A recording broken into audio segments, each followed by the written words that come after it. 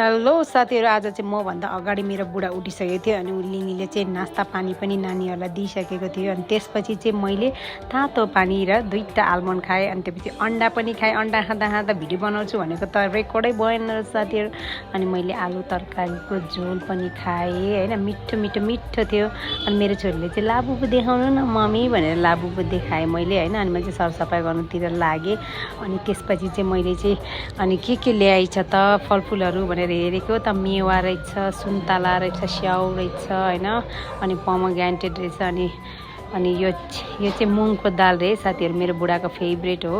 अनि त्यसपछि चाहिँ यस्तो नट्सहरू खोइ के हो। अनि केरा पनि रहेछ हैन, खानुपर्छ जाडो महिनामा स्पेशल डाइट हो रे साथीहरु। त्यसपछि त हल्का एक्सर्साइज गर्नै पर्यो साथीहरु। अनि एक्सर्साइज गरेँ मैले ड्याम हैन।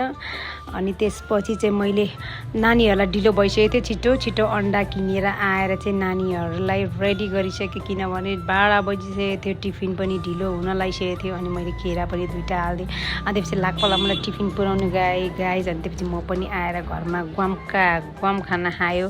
अनि खाना खानेलाई चाहिँ जहिले पनि म एक्लै नै हुन्छ साथीहरु, त्यही भएर चाहिँ म घाममा बसेर सुन्तला पनि केलाएर खायो साथीहरु मैले। बाइ साथीहरु, मेरो चाहिँ भिडियो यहीँ इन्डिङ हुन्छ, किनभने मेरो बच्चाहरूलाई चाहिँ मैले होमवर्क गराउनु पनि पढाउनु पनि